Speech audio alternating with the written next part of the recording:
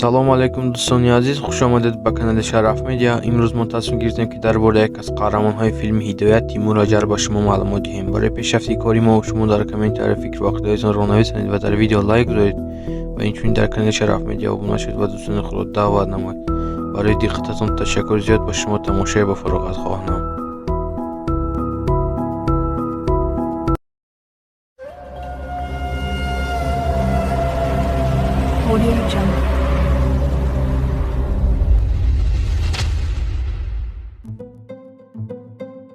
Тимур Аҷар 22 декабри соли 1979 дар Олмон ба дунё омадааст ва миллаташ турк мебошад ва инчунин ӯ як бародар ва як хоҳари дигар дорад.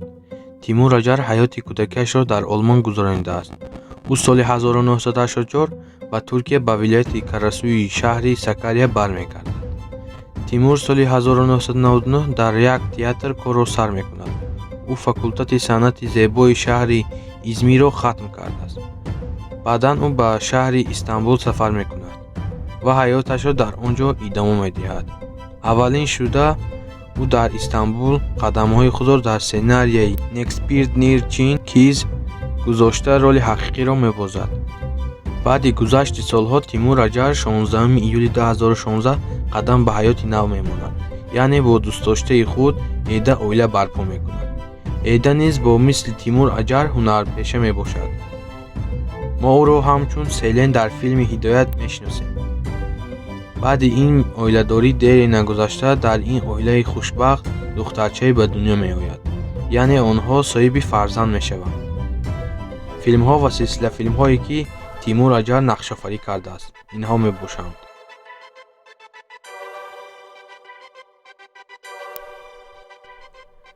Тимур Аҷар соли 2006 дар филми Аврупо якасу дар мавсими 4 ва 5 нақшофарӣ кардааст. соли 2008 бошад дар филми Аврупо якасу дар мавсими 6-умаш нақшофарӣ кардааст ва дар ҳамон сол дар филми Улаг низ бозӣ кардааст. дар соли 2009 бошад дар филмҳои Башка Дилда Ашк, Турклар Чилдирма Ашк ва дар филми Аҳ Калбим нақшофарӣ кардааст. соли 2010 дар филми Чакарлар Данс ва дар мавсими 3-умаш филми Акасия Дуран нақшофарӣ кардааст. дар солҳои 2011 ва 2012 бошад дар филмҳои Дервендел Сера ва дар филми Чакарлар Данс ду бозӣ кардааст.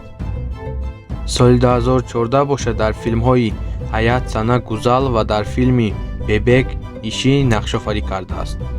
соли 2014 ва 2015 дар филми Кертенкеле яъне Ҳидоят ва филми Чакарлар Данс нақшофарӣ кардааст. ва дар солҳои 2016 ва 2017 бошад ӯ боз дар филми Чакарлар Данс 4 ва дар филми Нердесим Беродарӣ яъне дар гӯҷаи бародарам нақшофарӣ кардааст. ва инчунин ногуфта намонад ки Тимур Аҷар дар соли 2018 дар филми Со яъне Қавл бо характери Дармон нақшофарӣ кардааст.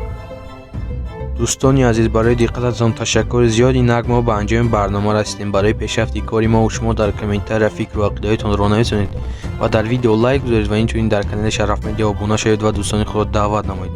барои диққататон ташаккури зиёд. Хайр то барномаҳои дигар. Худо ёру мададгоратон бод.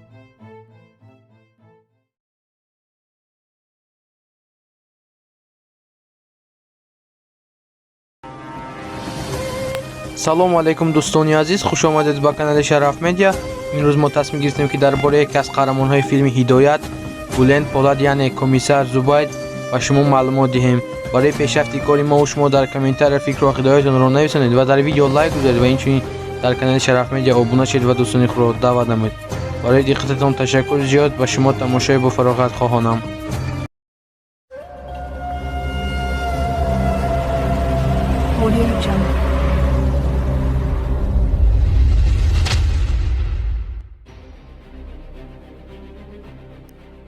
Буланд Полад 8 марти соли 1979 дар шаҳри Тунҷели Туркия ба дунё омадааст ва ҳаёти кӯдакиашро низ дар он ҷо гузаронидааст ва инчунин мактаби миёнаи он ҷоро низ хатм кардааст.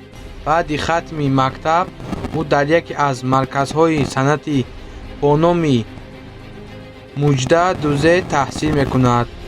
بلند پولاد سال 1993 در یک تئاتر کار و فعالیت را شروع میکند و بعدی کار و فعالیت در این تئاتر او در بسیار با یک استعدادی خوب هنرنمایی میکند.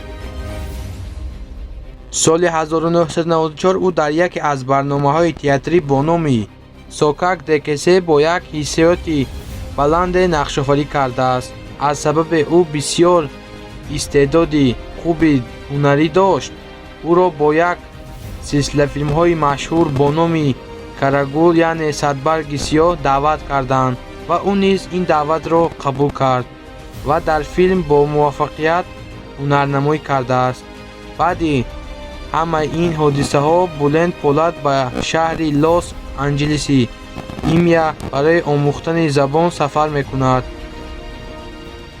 بعداً او به شهر نیویورک سفر میکند و در آنجا هم در تئاترها هنرنمایی کرده است. و سال 2011 او باشد باز دوباره به ترکیه برمیگردد و این چنین ناگفته نماند بلند پولاد اویله‌دار میباشد و صاحب یک فرزند دوست‌رویک نیز میباشد. فیلم ها و سلسله فیلم هایی که بلند پولاد نقش آفرینی کرده است.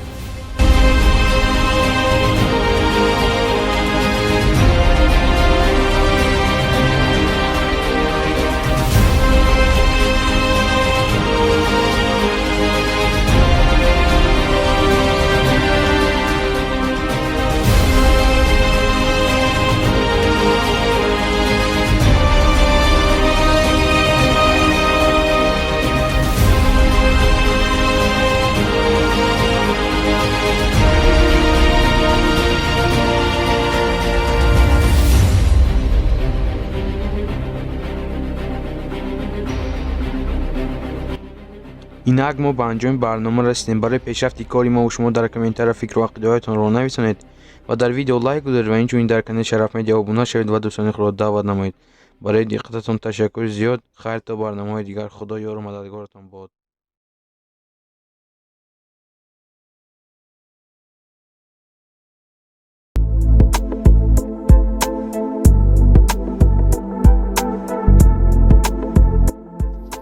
салом алейкум дӯстони азиз, хушомадед ба канали Шараф Медиа.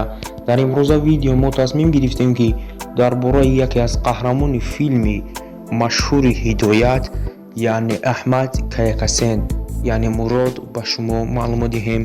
барои пешрафтии кори мову шумо ба канал обуна шавед, фикру ақидаи худро дар комментария нависед ва инчунин дар видео лайк монед. ба шумо тамошои бофароғат хоҳонам.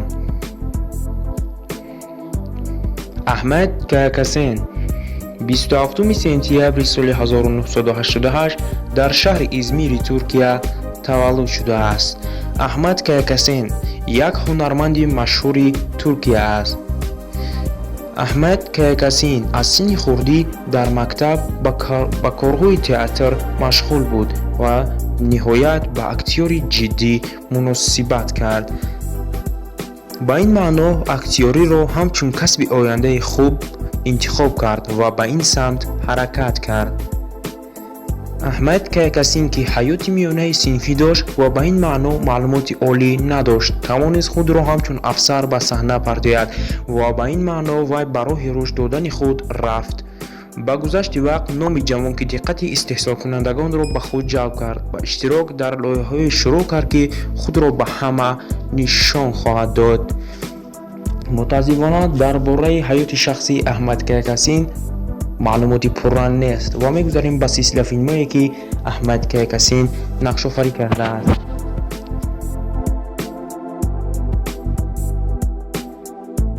Аҳмад Кайякасен соли 2015 дар силсила филми Коганим Айлезӣ бо тахаллуси Фатиҳ Сараҷлӣ ва дар соли 2016 дар силсила филми Ҳаним Кайлу бо тахаллуси Боралӣ Исмаил ва дар соли 2016 дар силсила филми Ашк Ялани Север бо тахаллуси Ҳайретон ва дар соли 2016 дар силсила филми Кертенкеле яъне Ҳидоят бо тахаллуси Мурад Комиссар ва инчунин дар соли 2017 дар силсила филми Саваски яъне Мубориза با تخلص یوستجمن براک و در سال 2017 در سلسله فیلم اکیپ یالنجی با تخلص آلپ و در سال 2018 تا سال 2019 در سلسله فیلم یاساک آلمان با تخلص حکان کورتولوس و از سال 2019 تا این جانب در سلسله فیلم هرکای یعنی عشق و نفرت با تخلص یاردیمچی کاراکتر نقش آفرینی کرده است.